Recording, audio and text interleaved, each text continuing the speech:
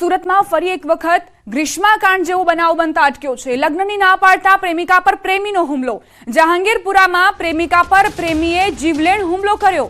દીકરીને બચાવવા જતા માતા પર પણ હુમલો થયો। છરીથી હુમલો થયો હોવાની જાણકારી છે। પોલીસે ફરિયાદના આધારે પ્રેમી પ્રતીક મનોજ પટેલની હત્યાના પ્રયાસના કેસમાં ધરપકડ કરી છે। તો લગ્નની ના પાડી પ્રેમિકાએ અને પ્રેમીનો પિત્તો ગયો અને તે પહોંચી ગયો પ્રેમિકાની હત્યા કરવા માટે।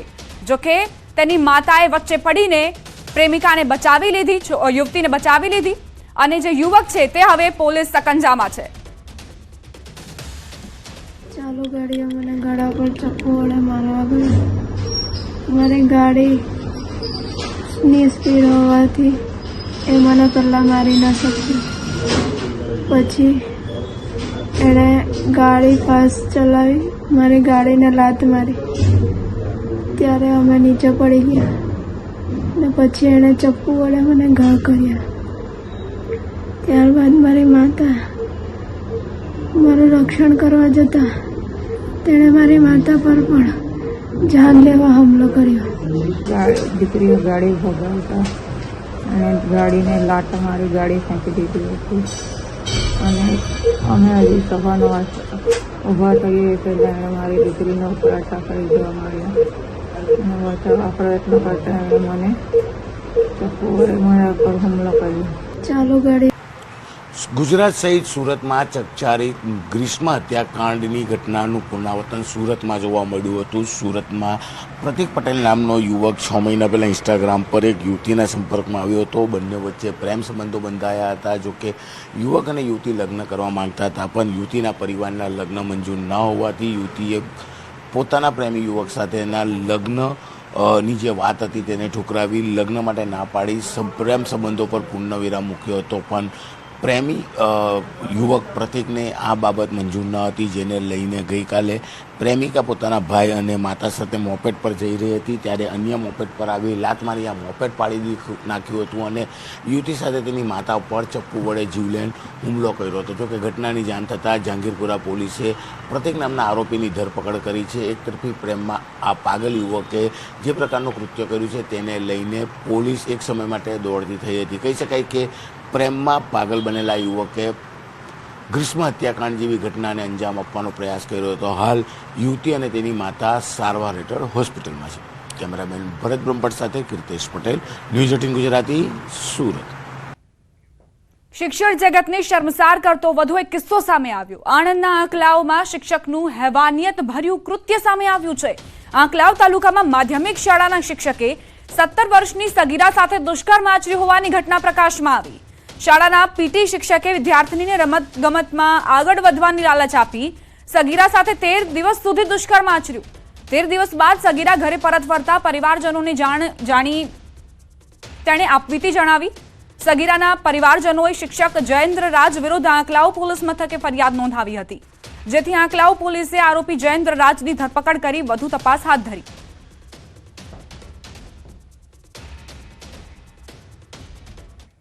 અમદાવાદમાં ફ્લેટમાં આગ લાગી, જેમાં એકનું મૃત્યુ થયું છે અને 210ને બચાવાયા। જહાપુરા ફતેવાડીમાં મેટ્રો મેન્શન ફ્લેટમાં આ બનાવ બન્યો। આગમાં એક વૃદ્ધાનું મૃત્યુ થયું। ભીષણ આગમાં 20થી વધુ વાહનો પણ બળીને ખાખ થયા। ફાયરની ટીમે 210 લોકોને સુરક્ષિત રીતે બચાવ્યા। ફાયરની ટીમે આગ પર કાબુ મેળવી લીધો છે। અસામાજિક તત્વોએ આગ લગાડી હોવાનો સ્થાનિકોએ આરોપ મૂક્યો, જે બાદ વેજલપુર પોલીસે એકની ધરપકડ કરી છે।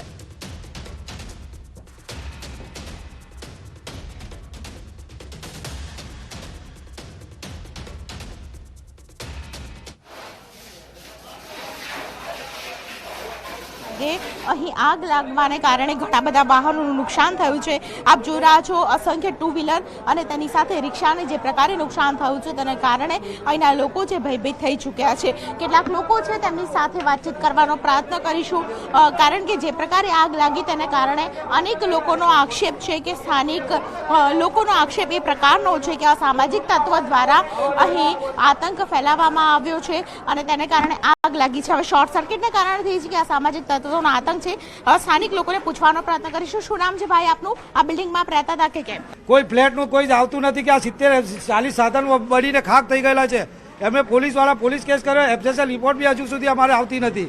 કે અમને ઘૂસ અમારે ક્યાં જવું, અત્યારે લાઇટ નથી, પાણી નથી, હું બહારથી આવું છું માણસ, મારી ફેમિલીને ક્યાં જતી રહું. કેટલા લોકો રહેતા હતા? અચાનક ઘટના શું બની? 70 માણસ 600 માણસ ફેમિલી રહેતું હતું. અહીં 600 માણસને ક્યાં છે, 600 માણસને ક્યાં મૂકવાના? બધા પોતપોતાનું ઘર મકાન બંધ કરીને નાસી ગયા. કાલ બપોરે કોઈના સાથે ઝઘડો થયો છે અને ઝઘડામાં આ આગ લાગી નથી, લગાડવામાં આવી છે. તો મારું પ્રશાસનથી એક જ છે કે અહીંયા જે પણ બિલ્ડર હતા, બિલ્ડર લોકોએ ફ્લેટ વેચી નાખ્યા. સ્થાનિક લોકોનો આક્ષેપ છે કે ઇલેક્શનના માહોલમાં ન તો અહીં કોર્પોરેટર જોવા આવ્યા છે કે ન તો ધારાસભ્ય જોવા આવી રહ્યા છે. અસંખ્ય લોકો આપ જોઈ રહ્યા છો કે અહીં રસ્તે રજડી હોય તેવી પરિસ્થિતિ. 5 માળના બિલ્ડિંગમાં 70 જેટલા મકાનો છે, 200થી પણ વધારે લોકોનો રેસ્ક્યુ ફાયર વિભાગ દ્વારા રાતોરાત કરી લેવામાં આવ્યો. મહિલાઓ છે તે આપ જોઈ રહ્યા છો પોતાના બાળકો સાથે અત્યારે જે ઘટના બની તેને લઈને ભયભીત થઈ ચૂકે છે, કારણ કે અહીં મીટર પણ આપ જોઈ રહ્યા છો, તમામ મીટર છે તે સળગી ગયા છે. તમામ જે મીટરની પાસે બાઇક રાખવામાં આવ્યા હતા તે પણ સળગી ગયા છે. તેને કારણે અસંખ્ય જે વાહનો છે તેમને મોટું નુકસાન થયું છે. ઘણા બધા લોકો પોતાના વાહનોના નુકસાન જોવા માટે ખાસ કરીને અહીં આવી રહ્યા છે, કારણ કે રાતના 2:30 વાગ્યાનો જે બનાવ હતો તેને કારણે લોકો છે તે ભયભીત થઈ ચૂક્યા છે અને આ ઘટનાને કારણે પોલીસ પણ હાલ તપાસમાં લાગી ગઈ છે. કેમેરા પર્સન હિરેન શાહ સાથે દીપિકા કુમાર, ન્યૂઝ 18 ગુજરાતી, અમદાવાદ. પાટણના શંખેશ્વર નજીક ગમખ્વાર અકસ્માત સર્જાયો. 55 પાટિયા નજીક પિકઅપ ડાલુ અને વેગનાર વચ્ચે ગંભીર અકસ્માતની ઘટના બની. અકસ્માતમાં ગાડીમાં બેઠેલા 2 લોકો આગમાં બળીને ભડથું થયા. 2 ગાડીઓમાં આગ લાગતા 2 વ્યક્તિઓ સહિત ગાડી પણ બળીને ખાખ થઈ. અકસ્માતની જાણ થતાં સ્થાનિકોએ આગ પર કાબુ મેળવવા પ્રયાસ કર્યો. પોલીસે ઘટના સ્થળે પહોંચી મૃતકોને બહાર કાઢી ઓળખની તજવીજ હાથ ધરી છે. તો અકસ્માત બાદ કારમાં જે 2 લોકો સવાર હતા તે જીવતા ભૂંજાયા. પાટણમાં અકસ્માતની ઘટના બની. કારમાં આગ લાગી અને તેમાં 2 લોકોના મૃત્યુ થયા છે. શંખેશ્વરના 55 પાટિયા નજીક આ ગમખ્વાર અકસ્માતની ઘટના બની. પિકઅપ ડાલુ અને વેગનાર કાર વચ્ચે અકસ્માત સર્જાયો. મહેસાણામાં પામોલ દૂધ મંડળી પર હોબાળાની ઘટના. દૂધ ઉત્પાદકોએ મંડળી પર હોબાળો કર્યો.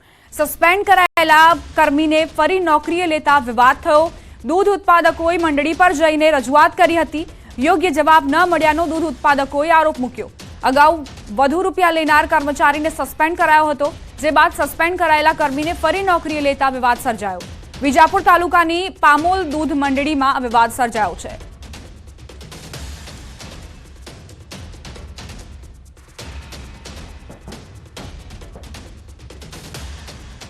બુલેટિનમાં રોકાઈશું એક નાનકડા વિરામ માટે. આપ જોતા રહો ન્યૂઝ 18 ગુજરાતી.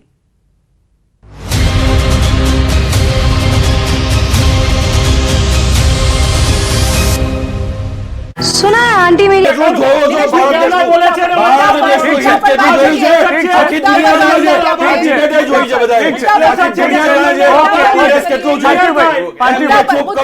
હું ચૂપ નહીં જાઉં. એક મિનિટ, મુદ્દા પર ઉત્તરાખંડમાં ક્યાં છો તમે? એલિગેશન મુકતા પહેલા વિચારો પોતાના વિષય ઉપર કેટલા ડાઘ છે. નિલેશભાઈ, ઓકે. ઉત્તરાખંડમાં ક્યાં છો તમે? બસ એ જણાવી દો. ઉત્તરાખંડનો મુખ્ય મુદ્દો, ઉત્તરાખંડના યુવાનોનો મુખ્ય મુદ્દો પહેલા પણ મેં ચર્ચા કરી છે. ઉત્તરાખંડમાંથી સૌથી વધારે સેનામાં ભરતી થવા વાળા યુવાનોની ટકાવારી ખૂબ વધારે છે. અગ્નિવીરનો મુદ્દો ત્યાં હાવી થઈ રહ્યો છે. જે યુવાનો તમે જોશો કે અગ્નિવીર માટે ત્યાં મોટા પ્રમાણમાં જે આર્મીમાં પ્રવેશ કરવા માંગે છે, આર્મીમાં નોકરી લેવા માંગે છે, એવા યુવાનો અત્યારે મુખર થઈને ઉત્તરાખંડમાં બોલી રહ્યા છે. બીજો મુદ્દો કે ત્યાંના જે જોશીમઠનો ઇસ્યુ છે, પર્યાવરણના મુદ્દા છે, જેથી કરીને લોકોના જનજીવન ઉપર ખૂબ મોટો પ્રભાવ પડી રહ્યો છે. આ મુદ્દાને લઈ ભારતીય રાષ્ટ્રીય કોંગ્રેસ ઉત્તરાખંડમાં પ્રચાર કરવાની ઠીક છે. ઓકે. તો પછી બીજેપીનો દબદબો કેમ છે ત્યાં? જો આજ બધા મુદ્દા હોય તો બીજેપીનો દબદબો કેમ ઉત્તરાખંડમાં? તો પછી જો મેં તમને શું કીધું કે ઉત્તરાખંડ હોય ત્યાં ડબલ એન્જિનની સરકારો, અમે છે ને અમારો રિપોર્ટ કાર્ડ લઈને જઈએ છીએ. અમારી પાસે હું ડંકાની ચોટ પર કહું છું, હું ભારતીય છું, હિન્દુ છું, એનો મને ગર્વ છે. રામ મંદિરનું નિર્માણ કરવું એ અમારી સંકલ્પમાં હતું ને અમે એના ઉપર કામ કર્યું છે. પણ એની સાથે અંત્યોદય સુધી જવું એ મુદ્દા પર બી કામ કર્યું છે. અમે ભારતના અમારી પંચનિષ્ઠામાં સાંસ્કૃતિક રાષ્ટ્રવાદની સાથે વિજ્ઞાન બી છે અને અંત્યોદય સુધી જવાની ભાવના છે. તો અમારી પાસે બધા રિપોર્ટ કાર્ડ છે. અમે કોઈ ધ્રુવીકરણની રાજનીતિ નથી કરતા, અમે અપીઝમેન્ટ પોલિટિક્સ નથી કરતા કે ભાઈ અને બીજી વસ્તુ, સંધ્યાબેન, અમે એવું નથી કહેતા કે આ અમારી વોટ બેંક છે, કારણ કે લોકશાહીમાં કોઈ પણ કાસ્ટ, કમ્યુનિટી, ધર્મને પોતાની વોટ બેંક કહેવી ને એ જ આદર્શ લોકશાહીનું સૌથી મોટું અપમાન છે જે કોંગ્રેસ કરતી આવી છે. વંચિતો શોષિતોની રાજનીતિ, અપીઝમેન્ટની રાજનીતિ, એમના માટે ક્યારેય જનધન ખોલાવા નહીં, મુસ્લિમોને એ એજ્યુકેશન આપવું જ નહીં કે એ પોતાની વિચારોથી આગળ આવીને મેઇન સ્ટ્રીમમાં આવે. અમારા નેતાઓ, તમે નીતિન ગડકરીજીનું સાંભળો, તમે સાંભળો કે આદરણીય પ્રધાનમંત્રીજીએ કીધું છે કે એક હાથમાં કુરાન હોવી જોઈએ ને એક હાથમાં કોમ્પ્યુટર હોવું જોઈએ. નીતિન ગડકરીજીએ વાંચ્યું છે કે તમે કંઈ નાના નાના કામો કરવા માટે નથી બન્યા. શા માટે એ લોકો ડોક્ટર ના બની શકે, એન્જિનિયર ના બની શકે? એ હેમંત બિસ્વાએ પણ ચીફ મિનિસ્ટર તરીકે કહ્યું છે. એટલે મહેરબાની કરીને આ જે તુષ્ટિકરણની રાજનીતિ છે, વોટ બેંકની રાજનીતિ છે, અમે ક્યારેય કરી નથી. અમે અમારી વિચારધારામાં સ્પષ્ટ રહ્યા છે અને એની સાથે જ્યારે કોઈ પણ બોલે તો એ બીજેપીનો પ્રવક્તા ઘોષિત કરી દેવામાં આવ્યો છે. તમે એવું કહેવા માંગો કે જે જનાધાર જનાદેશ મળ્યો છે એ બીજેપીને મળ્યો છે? બધા બીજેપીના પ્રવક્તા છે. હા, આ મોદીજીનો પરિવાર છે, 140 કરોડનો પરિવાર છે. બિલકુલ. અને ઉત્તરાખંડમાં એક મિથ છે પાર્થિવભાઈ કે જે રાજ્યમાં જેની સરકાર હોય ને લોકસભામાં નથી આવતી, પરંતુ મિથ બીજેપીએ તોડ્યું છે. હમણાં જે બીજેપીના પ્રવક્તા શ્રદ્ધાબેને વાત કરી, વંચિતો અને શોષિતોની વાત કરવી એમાં ગુનો શું છે?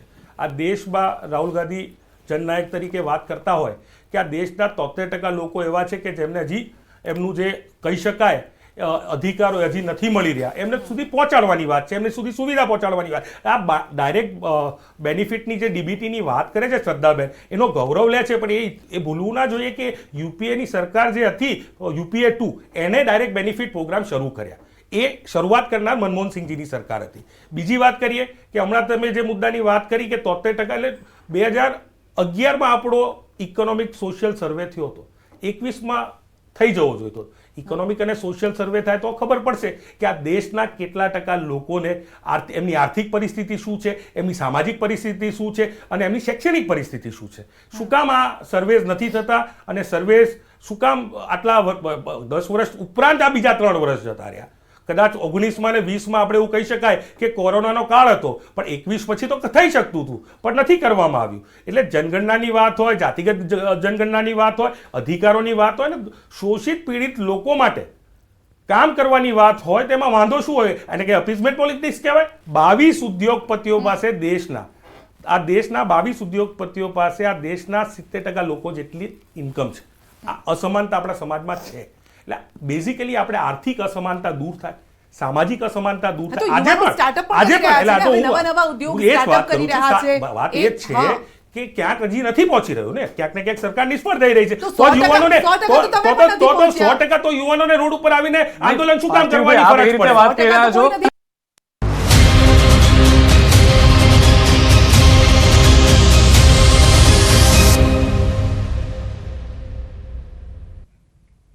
વિરામ બાદ સ્વાગત. સમાચાર સાબરકાંઠાથી. વડાલી કિસાન સંઘ અને ખેડૂતો આકરા પાણીએ જોવા મળ્યા. ખેડૂતોએ નગરોડ પ્રશાસન સામે બાયો ચડાવી. માવઠાથી થયેલ નુકસાનીના સર્વેને લઈ ઉગ્ર આંદોલન કરવામાં આવી રહ્યું છે. મોટી સંખ્યામાં ખેડૂતો વડાલી એપીએમસી પહોંચ્યા. નુકસાનીનો સર્વે ન થતા વડાલી શહેર સજ્જડ બંધ રહ્યું. ખેડૂતોના સમર્થનમાં બજારો સંપૂર્ણ બંધ રાખવામાં આવી છે.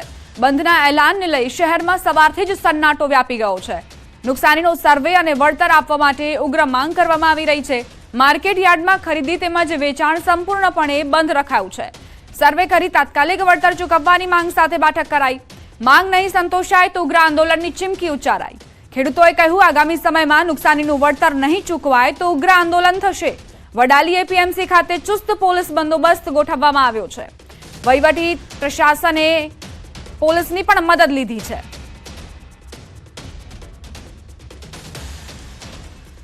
તો એક તરફ જે ખેડૂતો નુકસાની વેઠવી રહ્યા હતા અને તેમની માંગ હતી કે સર્વે કરવામાં આવે, વળતર ચૂકવવામાં આવે, એ સર્વે ન થયો અને જેના કારણે ખેડૂતો હવે આકરા પાણીએ થયા છે અને તેમણે આંદોલન કરવાનું નક્કી કરી લીધું છે.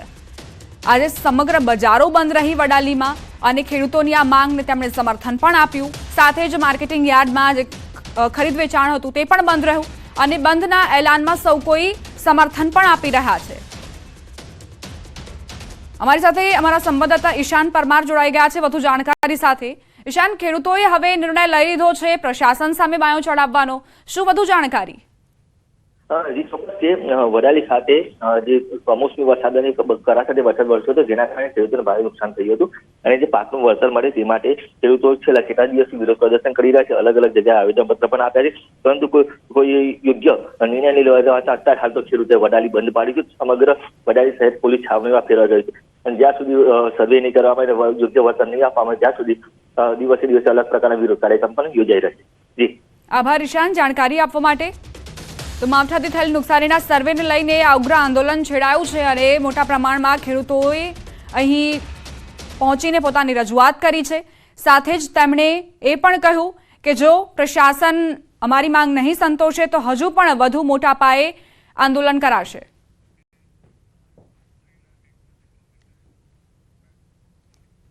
આ સાથે જ બુલેટિનમાં અત્યારે બસ આટલું જ. વધુ સમાચાર માટે આપ જોતા રહો News18 ગુજરાતી અને જતા નજર કરીએ ટોપ 3 ન્યૂઝ પર. ભાજપમાંથી સસ્પેન્ડ કરાયેલા દેવુબેન જાદવ અને મનસુખ જાદવ પર વધુ એક આરોપ.